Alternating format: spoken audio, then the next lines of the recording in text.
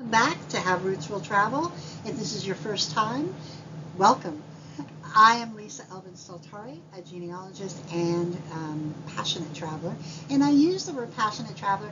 Not only I love to travel, don't get me wrong, but when you're doing genealogy, you are virtually traveling both through time and space, trying to understand your ancestor and trying to understand the land and the time period that they lived in.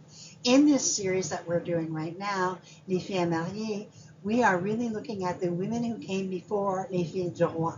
Les Filles Mariées began in 2023, basically because I wanted to explore the lives of these women who didn't have any kind of support, that came to New France basically on their own or with the support of maybe their church or that sort of thing.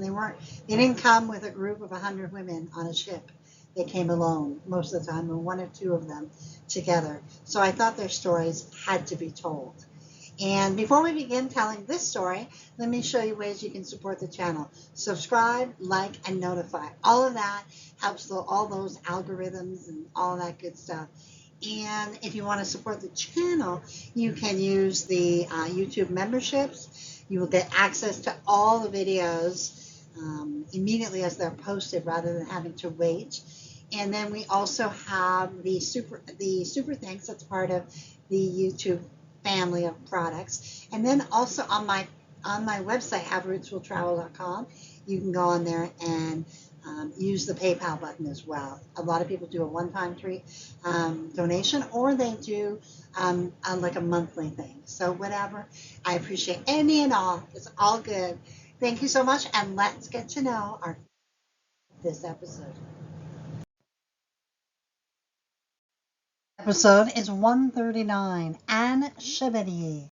And she comes to us, yes, from a viewer request, but I actually had her in my files as well. So let's review Anne Chevalier's journey to New France. So she was born about 1629 in a commune called La Chartre-sur-le-Loir in France. Her parents are unknown. So La Chartre-sur-le-Loir means the charter on the river Loire. And it's a really picturesque river, obviously riverside town, tucked away in the Sarthe department of northwestern France. And although it's very small in size, its history runs very deep. In the medieval period, it was a modest but very active religious center, home to a Benedictine priory that shaped both the economy and the spiritual life of the town. Merchants and pilgrims alike passed through the winding streets, and the Loire River played a very quiet but steady role in trade and transport. At the heart of La Chartre stands the Église Saint-Vincent, the town's parish church with roots going all the way back to the 12th century. So Anne would arrive in New France sometime prior to July 1659, as she is present for the marriage of another fille mariée, Isabelle Terger, who happens to be one of my great-grandmothers. So that's kind of a neat connection. So let's see who she chose to marry.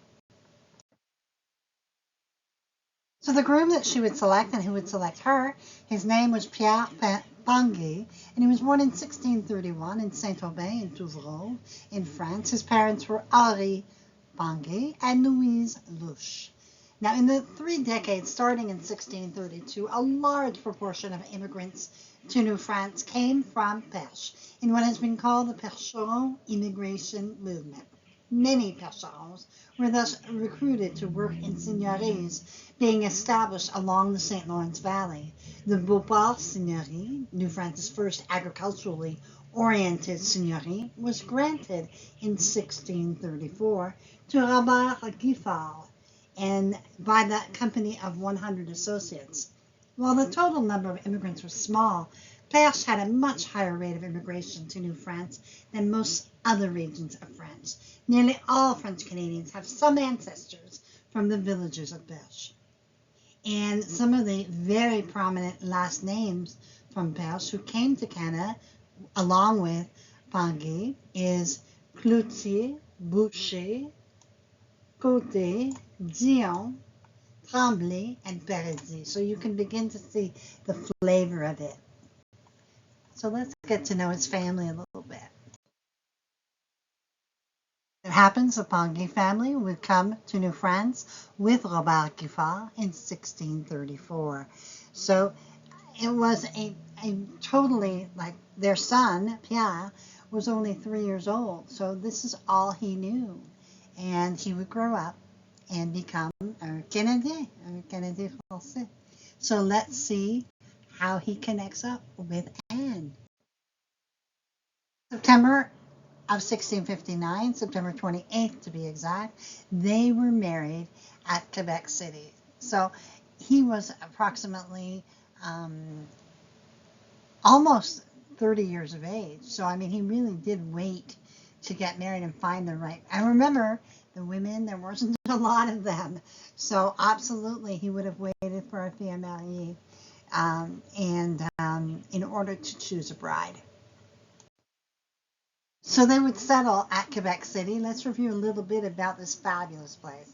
It's the capital city of the province of Quebec, and 500,000 people live directly in Quebec City. Quebec was originally named by the Algonquins, who named the river, the area, K-E-B-E-C, Quebec, which in their native language meant where the river narrows, and Quebec City lies where the St. Lawrence River narrows. Samuel de Champlain founded the French settlement here in 1608 and called it Ville de Quebec.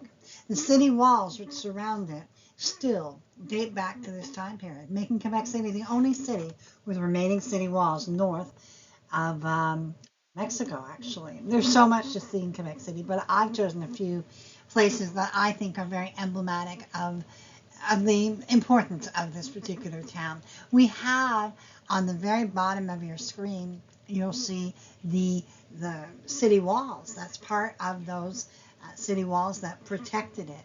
On the right, you see the Petit Champlain, which is said to be the oldest shopping district in North America. Then a representation of what Quebec City may have looked like at that time in the 1630s and 40s. And then we have up there on the upper left, we have a very famous restaurant called Aux Anciens Canadiens. Now, it's a great restaurant, but it happens to be the oldest surviving private residence in Quebec, dating from 1675. And again, you can go and have dinner there. Wouldn't that be amazing? I have yet to do it, but I plan on it. And then in the middle we have, which isn't part of this time period of what it's known for, it's the Plains of Abraham, where the British conquered Quebec 100 years later. But at the time that Anne and Pierre were there, we still had Abraham Martin, who owned the land.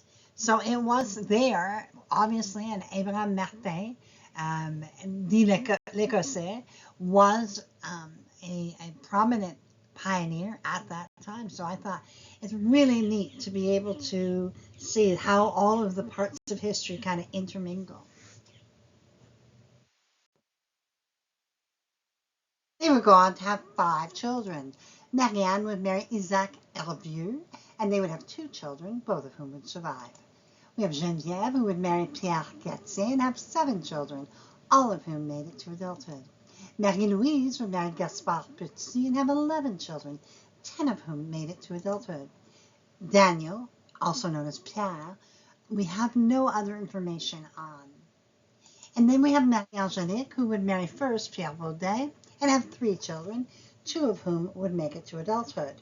She then would marry François Leroux, and they would have 6 children, 3 of whom made it to adulthood, and 2 who left descendants. Françoise's mother was Anne Dequet, a fille du roi, who we've not yet profiled. And I've put a note here that says no census. There is no 1681 census for this family. Quite a rare occurrence, actually. And finally, Pierre would pass away at the age of 83. He and Anne had been married an astonishing 45 years.